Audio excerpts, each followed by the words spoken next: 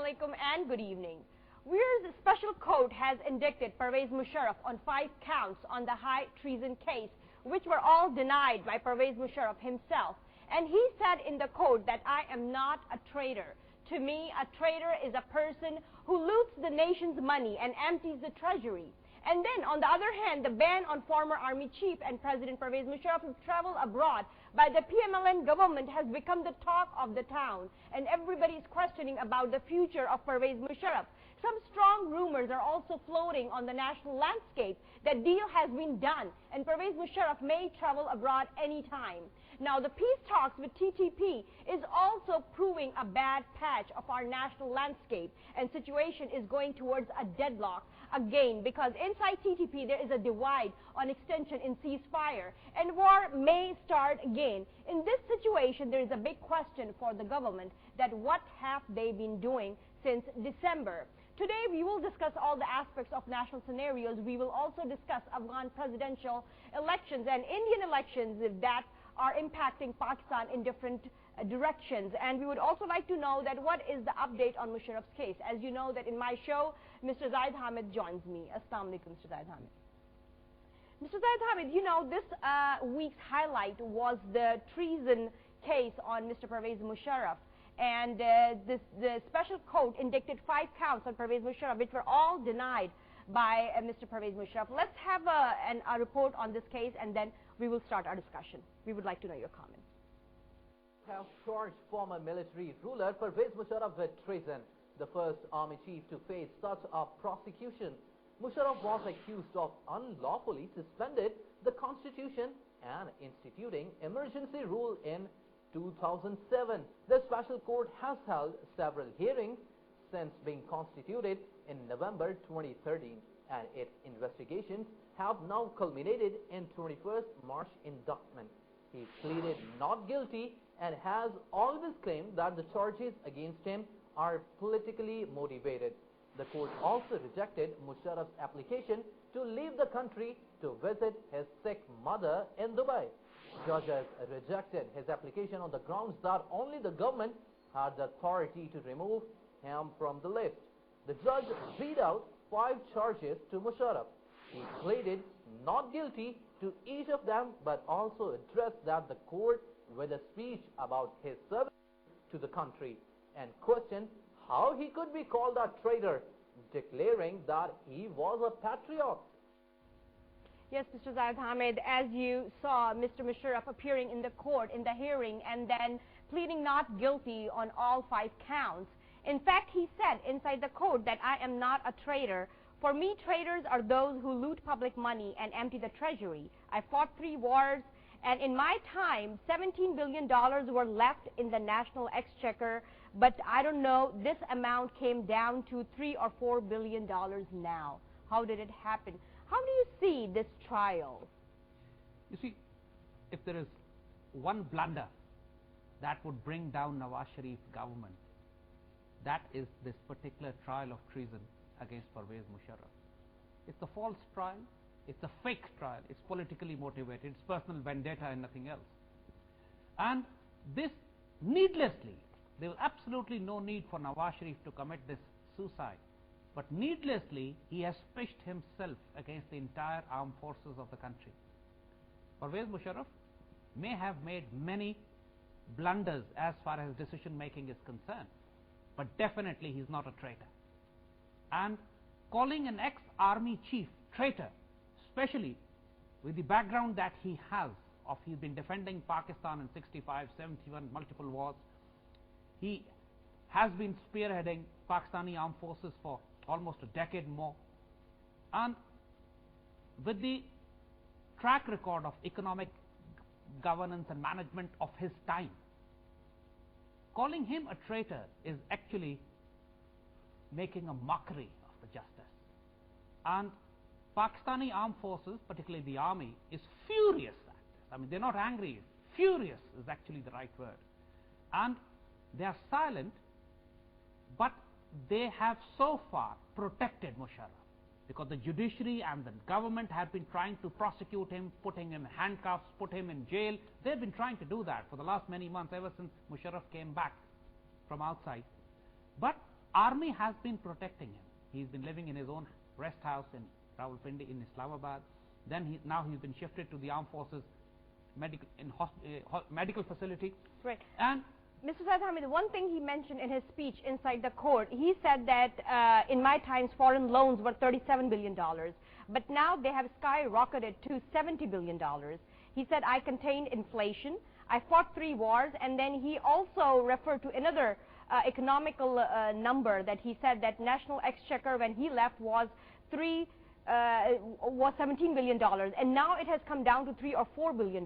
You see, so then can we look at these figures and say that Musharraf was a better leader for Pakistan? One thing, if we compare this to today's one thing you would figures? note, if you compare democracy and dictatorship in Pakistan, if you compare the military rulers and the political rulers in Pakistan, one thing amazing you would note, not a single military ruler has been accused of personal financial corruption. You could disagree with their policies, but they were never involved in personal corruption. A man who's a traitor would always accumulate wealth, would always embezzle the national exchequer, would always loot and plunder the country. Ayub Khan, not a single allegation of personal corruption on him. General Ziaul Haq, not a single allegation of personal financial corruption on him. And despite all the blunders, not a single allegation of personal financial corruption on Pervez Musharraf. And all political leaders have been notoriously, ruthlessly corrupt, to that extent that when the Pakistani President Asif Ali Zardari shook hands with the British Prime Minister, the headline in the British newspaper was that, Mr. Prime Minister, please count your fingers because you have shook hands with the biggest thief of the world. And so this is the reputation of the politicians. Hundreds of cases of corruption are against every political leader of this country, while Pervez Musharraf has no case of financial corruption against him. So what we are saying here is, for somebody to qualify as traitor, I agree with Musharraf here, somebody who embezzled the national wealth, somebody who destroyed the country catastrophically through financial corruption and hemorrhage, should also be graded as a traitor. But Musharraf is to be held responsible himself. He signed the NRO, the National Reconciliation Ordinance, which brought about all these traitors into power. If Musharraf has to be put on trial, he should be put on trial for signing the NRO, for which he has already apologized to the nation, accepting that that was his blunder. Because that NRO brought in Zardari, that NRO brought in Nawaz Sharif. So, and if you actually want justice in this country, then put Nawaz Sharif and Zardari also on trial for embezzlement, for corruption, for writing the memo, which was treason.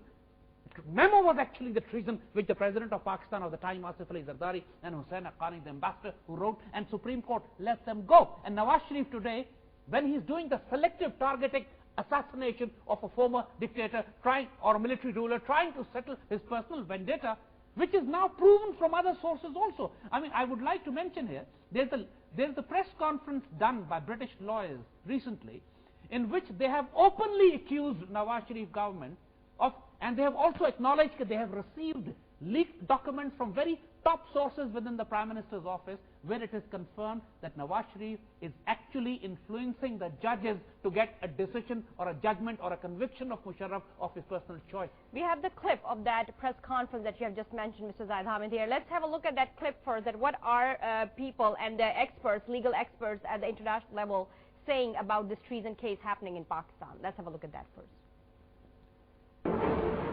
This communication that comes directly from a source within the office of the Prime Minister demonstrates the highest level of interference with this process.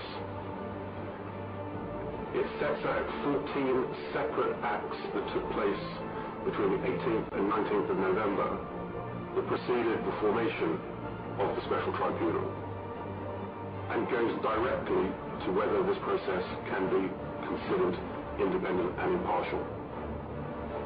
There will of course have to be a full investigation into this particular conduct and any other conduct that subsequently comes to light.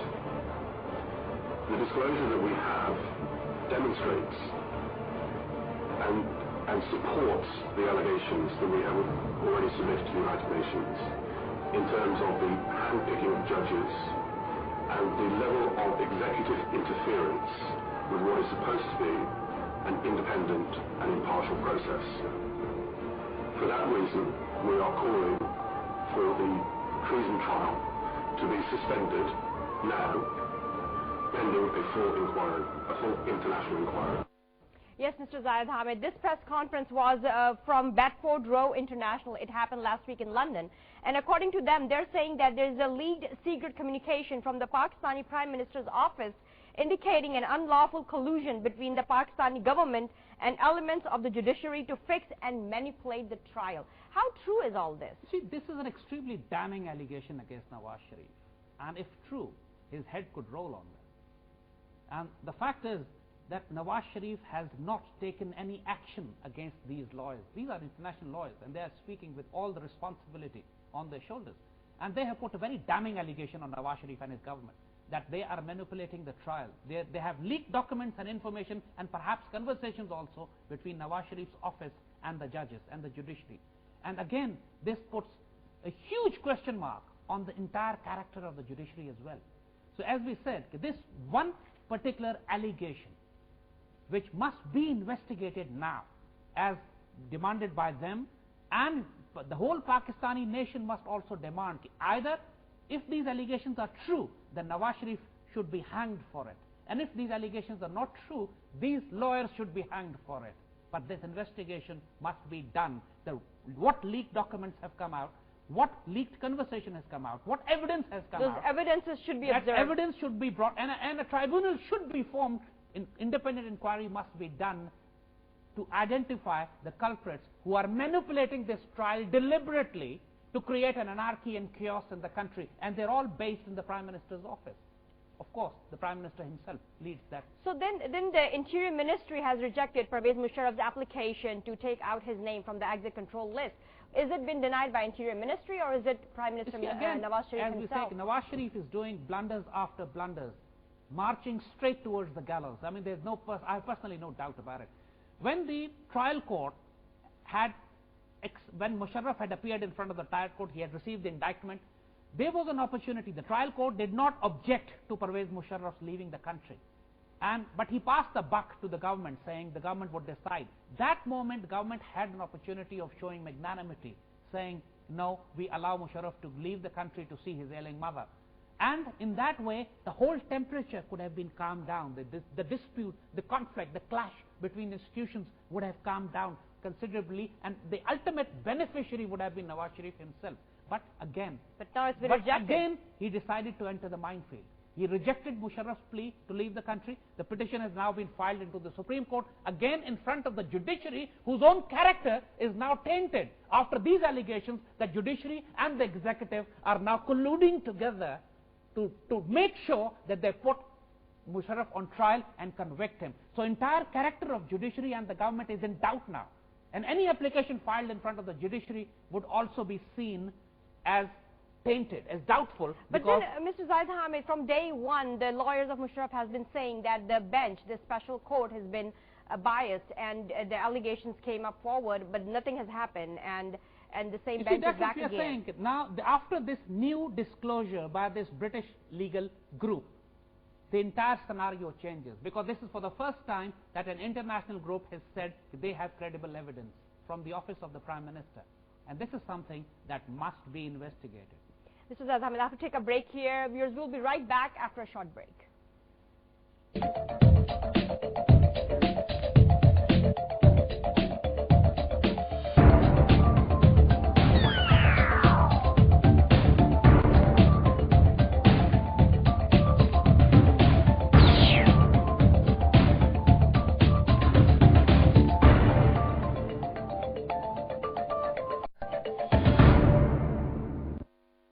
Welcome back. We're talking on Pervez Musharraf's case. Now, government has rejected to take out Musharraf's name from ECL.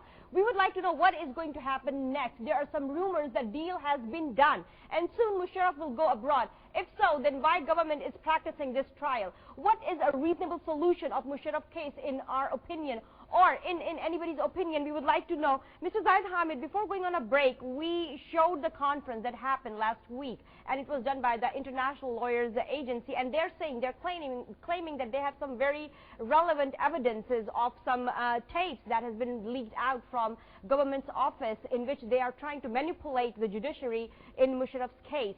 Now, there's another question that's raising here, that all the political parties in the National Assembly, other than MQM, has agreed to reject Musharraf's plea to take out his name from the exit control list. And they have claimed that it's a golden day. They have claimed all this as a golden day in the democratic history of country and proof of supremacy of law. How do you see all this? They are all the leadership of the political parties are one of the most ruthlessly corrupt band of gangsters that this country has ever seen. And these people are venomously anti-Pakistan, anti-armed forces, anti-ideology of Pakistan, and now they are settling scores with the army. But don't you agree with the supremacy of law that is prevailing now? There is no law in the country. The law minister is actually a superfluous job. There is no judiciary in the country. There's no justice in the country at the moment. And coming from these rascals, literally, that who are all beneficiaries of national reconciliation ordinance with hundreds of billions of dollars worth of corruption cases against all of them, talking of rule of law is farcical, is ludicrous. And the point is, each one of all the political parties in Karachi are involved in murder, terrorism, arson. The anarchy that you see in Karachi today is being led by the political coalition of the city, of the province. And then the talk of rule of law. All these parties have spent billions in corruption, embezzled, robbed the national exchequer, and as Musharraf was saying when he left, it was $17 billion that he left in the national exchequer, and within 7-8 years they are down to $3 billion. And the loans that the country had, about $37 billion. 17 billion, yeah. Now and it's now down up to to almost $70 billion. Yeah, Now, yeah. this kind of robbery has been done in the democratic era in the last 6 years. And he also mentioned in his speech in the court that in his time, rate of development remained higher in Balochistan than in all the other provinces. You see, the fact is there is absolutely no doubt that the democratic era that we have seen in the last 6 years has been the most corrupt, disastrous era that country has ever seen in its entire history. The democracy has destroyed Pakistan. The democracy has sent Pakistan to dogs, literally. And now we face an existential threat, fighting for our own survival. With empty coffers, no law and order in the country, the collapsed judiciary, institutions fighting amongst each other, and the terrorists calling the shot. The terrorists are actually controlling and manipulating the state, and the state is actually bending down to appease the terrorists. Now, this is the state we are in now, and this is a gift of democracy. First Zardari, and now Nawab Sharif. And they have the audacity to accuse Musharraf or the government before him of bringing Pakistan to the state. Musharraf has done terrible blunders. There's no doubt about it. And Musharraf has harmed Pakistan in so many ways as well. But he is not a traitor. And the fact of the matter is, if you want to hang him, I will support you. Hang him. But hang Zardari and Nawab Sharif, Altaf Hussain, Asfandiar Wali with them. Hanging him, a targeted assassination of Musharraf alone, would be resisted by the patriots, by the armed forces. Mr. Zaid Hamid, let's see what does some politicians have to say about this case and the lawyer of Musharraf himself, and then I would like to get your comment on that. हमारा आज सिक्का ये लगा है कि शेख अकरम ने ये कह दिया कि ये गद्दारी नहीं बनती, जो कि मेरा मौक़िफ़ था शुरू से। शेख अकरम ने किसकी वजह से कहा है, क्यों कहा है, लेकिन उसने आज कहा है कि गद्दारी नहीं, ये कानून शिकनी है। तो ये हमारी बहुत बड़ी कामयाबी है और पता है वो हम देखें ये 2020 क्रिकेट मैच है, इसका ball to ball strategy evolve होती है। हम देखेंगे कि किस बॉल पर छिक्का लगाना है, किस पर चौका लगाना है। स्टैंड अप होते हैं और जाके अदालत में पहुंच जाते हैं। ये पहला मरीज है, अनोखा मरीज, आईसीयू में लेटा हुआ है और अदालत में भी चला जाता है अपने पांव पे चल के। तो ये ड्रामेबाजी जो है मुशर्रफ साहब बंद करें। अब वो मर्द के बच्चे बने, जरा मर्द बने, मर्द। और पार्लियामेंट को मुक्के दिखाने वाला, और यहाँ पार्लियामेंट हाउस के सामने खड़ा होकर कौम को मुक्के दिखाने वाला, और चीफ जस्टिस साहब के कराची जाने पर इफ्तिखार चौधरी साहब के तो कराची को खून में नहला देने का हुक्म देने वाला जो बदतरीन डिक्टेटर था, वो किस मुंह से कहता कि वो गद्दार नहीं है। अगर उन्हें पाकिस्तान से बाहर जाना है तो उनके पाकिस्तान से बाहर जाने का रास्ता अदालत से होकर गुजरता है, हुकूमत से होकर नहीं गुजरता। हमें नहीं मालूम कि परवेज मुशर्रफ साहब के मुकदमे का इख्तिताम और अंजाम क्या होगा, वो ऑनरेबल कोर्ट ने करना है, हमने नहीं करना। लेकिन आप मुझे एक बात बताइए, अगर जनरल मुशर्रफ को जाने दिया जाए और कल ऑनरेबल कोर्ट उनको तलब करे तो उन्हें प्रोड्यूस करना किसकी जिम्मेदारी होगी? फेडरल गवर्नमेंट की। तो हम उन्हें कहा, मैं बहुत अरसे से कह रहा हूं उसका ट्रायल मंतकी अंजाम तक पहुंचेगा। कोई दिलचस्प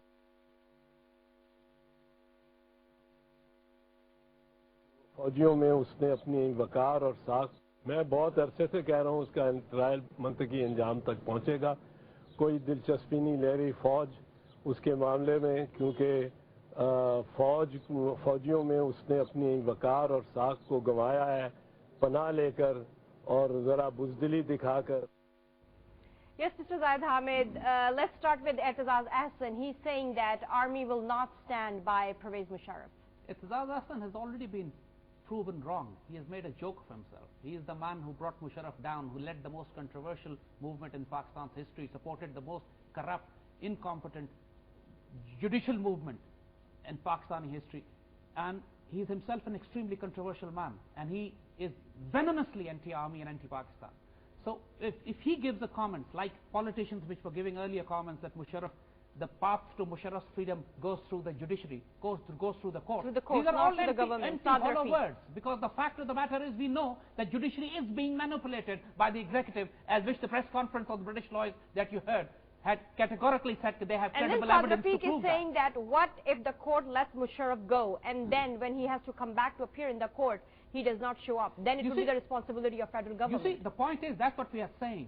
If this argument he would have applied on Hussain Haqqani also, the Pakistan ambassador to the United States, the man who wrote the memo, the treacherous memo to destroy Pakistan, to get Pakistan attacked by the United States, the man who his godfather, Asif Ali Zardari, who organized that entire plan to write that memo against the Pakistani armed forces. Why isn't he saying all this about memo scandal also, which was actually treason approved and acknowledged by the Supreme Court itself?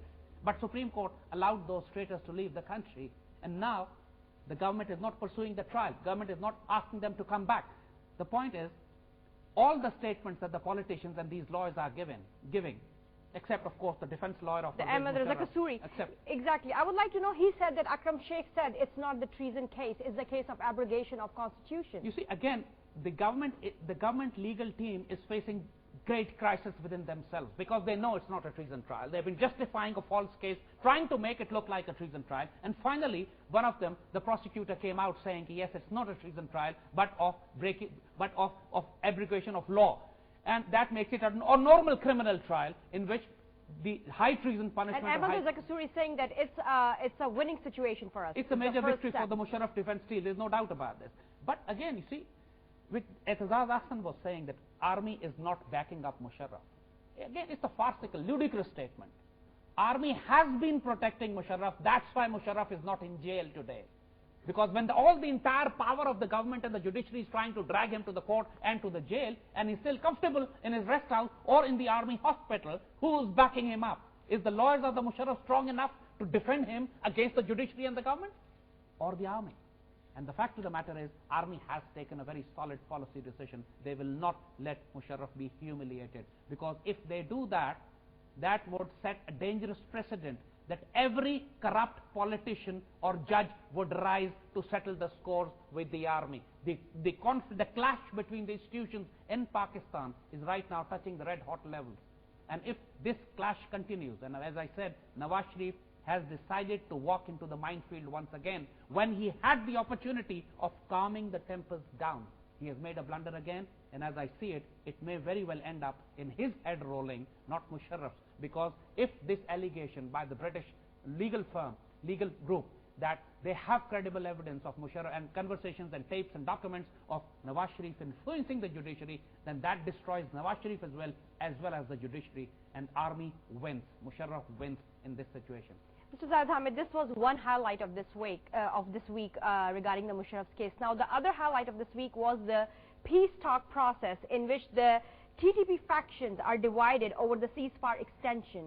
In fact, TTP Muhammad agency Umar Khurasani said that his sector would not extend ceasefire, and he has threatened to launch attacks against government. Before we start our discussion on this topic, we would like to have a look at the report, get updated, and then we would continue our conversation. Taliban Pakistan commander in Mohammed Agency Khalid Umar Khurasani has said that TTP has not announced an extension in the ceasefire and that the war will start again. Khalid Khurasani claimed that the government had breached its promise during the period of ceasefire and held the state military and political parties responsible for the losses suffered. He said all the influential sections of the society are in favor of the persistence of war. According to central spokesman of TTP, Shahidullah Shahid, some Taliban leaders had objected to extending the ceasefire, which lasted during the month of March. No decision has been made regarding extension and ceasefire. He said Shahidullah accused the government of arresting more than 120 TTP militants and not accepting any of their demands during the month of long ceasefire. A member of Taliban political shura, Azam Tariq, has said that the statements of Shahidullah Shahid and Khalid Khurasani do not reflect the stance of banned outfit TTP. Yes, Mr. Zaid Hamid. So in this peace talk process now, TTP is divided within regarding the decision of extension in the ceasefire. How do you see this going? And now they're threatening that they will start attacking again. You see, they were never divided. We had said this earlier also, it's a ploy. One group of them would keep on engaging the government to gain time, to give the perception that they want peace, they want to buy time to regroup, reorganize. And the second group would declare war, continue to wage war against the state of Pakistan. And this is another case which is going to blow up in the face of Nawab Sharif government. Because again, here also, a clash had been building up between the army and the political government. Because in January, when there was massive bloodshed going on in the country, army struck at the terrorists, broke their back, destroyed the weapons caches, killed their commanders, and forced the terrorists to flee. And they came back begging for peace talks. Even at that time, army had requested the government not to cease fire, not to stop the army from going after these militants who were holed up, rounded up in certain pockets of the tribal areas. Government forced the army to fall back, and that allowed the terrorists to regroup. Army struck them again after a month when the bloody campaign did not stop. And then this third final round of peace talks began. At that time, we had told very clearly that this is only a ploy. But once the summer season begins, once the spring season begins to come and snow starts to melt on the mountains, when the supplies of the terrorists would be resupplied from Afghanistan, when they would get fresh cadre, when they'll reorganize and regroup and able to relaunch themselves, the war will begin again. And now it's going to happen. Mr. Zaid Hamid, let me ask you this aspect of TTP. They're saying that instead of TTP benefiting from the ceasefire, government had benefited from the ceasefire, and they have sent its security forces to new positions in tribal areas, which would have been difficult for these forces in normal days. You see, both fighting sides, the army and the militants. The army is also regrouping and reorganizing and utilizing army this was time not frame. conducting any operations against them, but definitely army was reorganizing itself, because within the military circles, the intelligence which they had, the chatter that they captured from the conversation, the information that they gathered from the informers was clear that TTP is reorganizing, regrouping, rearming, and they're going to relaunch. And army was preparing itself for it while allowing the government to attempt a peace deal. This is Zaid Hamid. I have to take a break here, and we can continue our discussion on the same topic once you're back from the break. Viewers, stay with us. We'll be right back after a short break.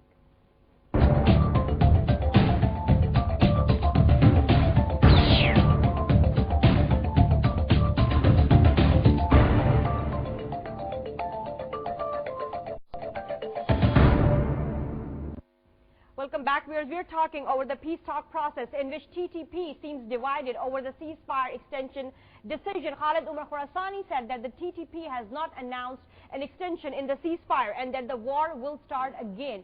In this situation, why government is insisting for peace talks? What would be the future of these peace talks, and what options government have now? Mr. Zaid Hamid, before going on a break, we came up with another perspective from TTP, as according to them, they're saying that from this ceasefire, government has benefited more than them. and they have sent their security forces into the areas where in normal days these forces would not have made access. And then they also said that instead of freeing our prisoners, they violated ceasefire and arrested our 120 people during raids in Doaba and Hangu districts. So who's benefiting from the ceasefire? You see, there is absolutely no doubt the TTP are compulsive liars. They are terrorist organizations, they are cutthroats, they have no value, they have nothing sacred for them. And trusting their word would be insanity. And the fact of the matter is that TTP has reorganized itself. There are credible news appearing in the press also and also available with the intelligence agencies that Mullah Fazlullah, the head of the TTP, has ordered a massive revamping of the intelligence network of TTP called the Khorasan Brigade. Because after the strikes of the Pakistan Air Force and the Pakistan Army on their hideouts earlier this year, they suffered heavy casualties. And the information which was with the Pakistani Air Force and the Army was so accurate that TTP was bewildered. They were shocked actually at the level of precision strikes which were done against them. And they fear that there are informers within their rank, and there are indeed informers within their rank planted by the Pakistani intelligence agencies and the armed forces. So now TTP has decided to reorganize its own intelligence network called the Khorasan Brigade. So they have been organizing all along. They took the peace deal was only a ploy to gain time to reorganize the intelligence network, to regroup, rearm, bring a new fresh cadre, reposition themselves and relaunch. And within weeks now we feel, as the summer season begins, we know that TTP is going to start the war again. The bloodshed, suicide bombings, attacks would begin. And now I hold Nawaz Sharif responsible for this bloodshed. Nawaz Sharif, Imran Khan, Samiul Haq and Fazlur Rahman and all those who supported these peace talks.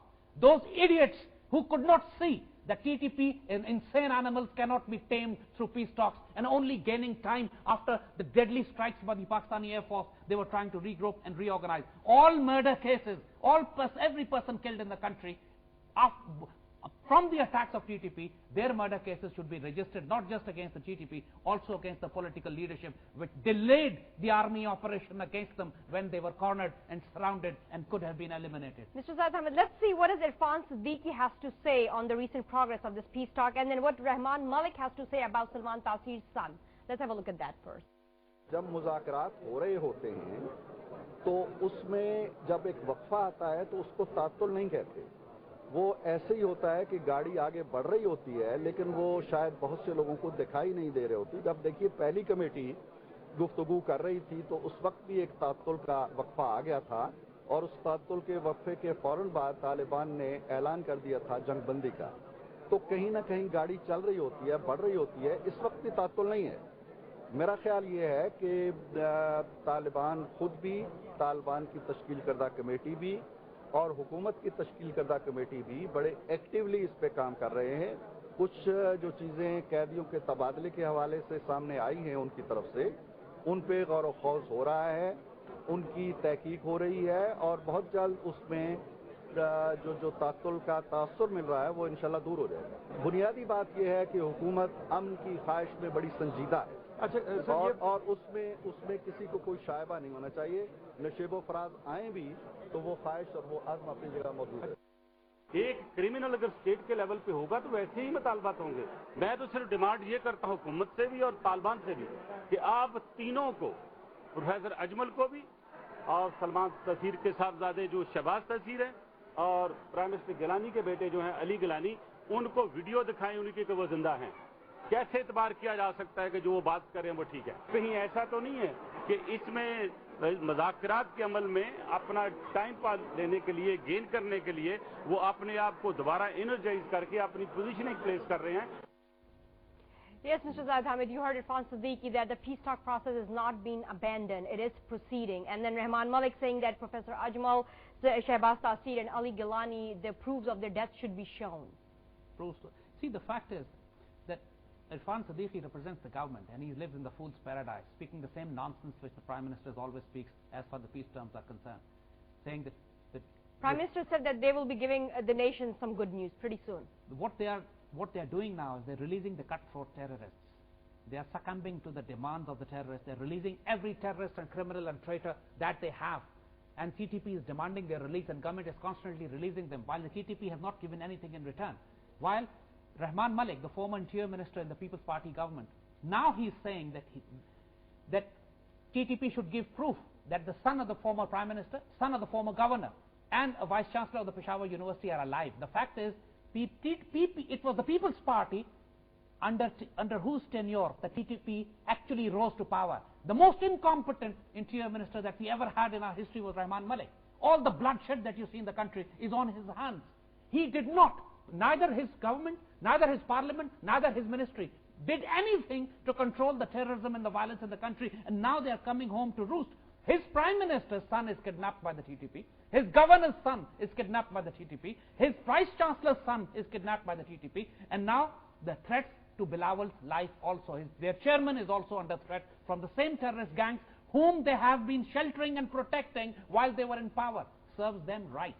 If I would say that, it seems brutal, but serves them right. Because but they're saying that they will blame the Punjab government. Thousands of Pakistanis have died because of the incompetence of the People's Party government.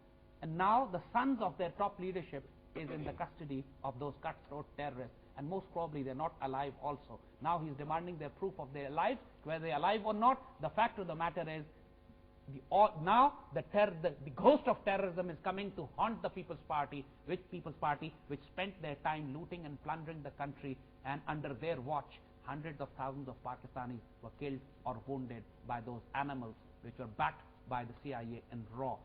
Serve them right, I would say it again. Seems cruel, but they deserve it. Mr. Zaid Hamid, there's another development regarding PTI that happened this week, in which several MNAs and MPAs of PTI, they have formed formally a like-minded group, and they have started a movement saying Save PTI movement, and they've been disappointed with the governance of PTI, and as a result of that, now they have formally made this like-minded group of PTI. How do you see PTI's future? Is the bubble bursting of PTI now, just after 10 months? You see, we knew about the PTI's future. We knew they would never come into power. We knew they would never be able to fulfill any promise that they have made to the nation. We knew it was just a euphoria of youth. And we knew that they are going to fall apart. And this is exactly what's happening. In the last 10 months, a major block has emerged within the PTI, as you were just mentioning, a forward block of the MNAs and MPAs of PTI, who are, basically it means there is a rebellion within the PTI. They're saying that the goal of this movement or like-minded group is to get rid of the people who have hijacked PTI and from the real and ideological workers, and it's not the manifesto and ideology of Imran Khan that has been implemented in KPK. See, the point is Imran Khan is still the chairman. If the ideology of Imran is not being implemented, then whose ideology is being implemented? They should mention that also. The fact of the matter is that PTI is falling apart on all fours. They have crashed on every count. They have not been able to finish corruption. They have not been able to finish the police station culture or the corruption culture that they said we have in the country. And their stance on all major national issues, whether it is war against the terror, whether it is the trial of Pervez Musharraf, whether it is economic collapse, whether it is the war in Afghanistan, whether it's all been impulsive, emotional, childish, very irrational, and completely devoid of any reality and substance. Mr. Zaid Hamid, we would like to see the report and the names of how many MNAs and MPAs are included in this like-minded group. How many have joined them? Let's have a look at that report also. 14 members of Pakistan Tehreek-e-Insaf in KPK Assembly has raised a banner of revolt against policies of their own government in the province and formed a separate function. Qurban Ali Khan, the self-declared focal person of the group, has said the incapable people had been inducted into the cabinet and accused them of being involved in irregularities. Some people are trying to hijack the vision of Chairman Imran Khan. He said he severely criticized the policies of KPK government and said the party chief had been kept in dark and he might not be aware of wrongdoing of provincial leaders. Members of the bloc claim that they are not agitating for power and position. Qurban Ali said that disgruntled lawmakers did not want to form a forward bloc or join the opposition. A member of bloc alleged that important portfolios and positions had been given to inefficient and dishonest people. So, Mr. Zaid Hamid, what does this show? That the third rising force, political force, is under crisis due to its own internal conflict? You see, when these elections took place, the entire the educated class of the country, the youth, they hope that Imran might emerge as a third force compared to Bilawal and Zardaris and Nawaz Sharifs, and might lead the country to a better future. The tsunami might swamp the country for better. But now all the hopes have crashed, and the harsh reality has dawned on the country that democracy is not for Pakistan in these present times, when entire political leadership is either corrupt, incompetent, or influenced by foreign hostile powers. And ultimately, the whole system, as we are seeing, is crashing down. And it will all come down to the solution that we had given before the elections. Do not hold elections, bring about patriotic, technocratic government of very hard-working, honest technocrats, people who can impose an emergency in the country, a war emergency, education, economic, law and order, financial, and bring the country on its feet again. What has happened is that this democracy has destroyed Pakistan so brutally that now the entire edifice of the state is collapsing. Nobody can recover it. No political party has the potential, neither standing alone or together in a coalition. They have the potential to bring Pakistan back on its feet. The system is collapsing. It has collapsed already. That means that will Pervez Khattak be overthrown in KPK? It doesn't matter. The point is, even perhaps I feel even before Pervez Khattak in KPK, Nawaz Sharif may be overthrown in the center. See the anarchy in Balochistan. See the chaos and bloodshed on the streets of Karachi. And every province is being run by different political parties. And they're all together in the center. And what have they given to this country? Hunger, death, law and order, chaos, violence, bloodshed, war. Mr. Zaid Hamid, this was the story of one political party of Pakistan, PTI. There's another political party, Pakistan People's Party, have just had the death anniversary of their leader, Zulfikar Ali Bhutto. How do you see People's Party performing in Sindh? What's their future like? They have no future in Sindh as well. But unfortunately, they keep on getting votes. If you go through the system, if you go through the elections, People's Party will keep on winning. Why? Because there are three forces in Sindh right now. One are the MQM, and all the Sindhis do not vote for the MQM. And the other forces are separatist, sub-nationalists, who are violent forces of Sindhu Desh, the people who want to create Sindh as a separate country. And again, the Sindhi people do not want to vote for them. So what choice is left to the Sindhi people? They have no choice but to vote for People's Party. And unfortunately, and the same corrupt lot keep coming back, keep churning back again and again and again. And that's why we are saying, after what Zardari did to this country, he has no future. So he's been pushing Bilawal, his son, into power politics. But once they had a Sindh festival trying to project the character and personality of Zardari, simultaneously they had a disaster in Thar, where a drought took place, and the entire Sindh was dying of hunger, while Bilawal was singing songs on festivals. So basically, their PR has been a disaster. And right now, the people of Sindh as well are totally disgruntled of People's Party. They are disgruntled of MQM. There's the bloodshed in Karachi, the chaos and anarchy and drought in interior of Sindh, the law and order crisis in Sindh, and the chaos that you see in rest of the country is being reflected in Sindh as well. And that's why we're out of time. I'm sorry to interrupt you, but we're out of time. We could not touch base on the international affairs in this show. We will try to catch them up in our next show. As you saw, that we try to discuss the developments of this week, in which the Musharraf case is the highlight, and then the Taliban's peace talk is the highlight. And then at the same time, we see one political party just 10 months old who's going through the crisis, internal crisis, and then we see another political party that is probably decades old, still not being able to perform in the other province. Let's hope that some political party can rise from their personal interest and be able to perform for the country. That's it for tonight. See you all next Sunday. Until then, Allah Hafiz and good night.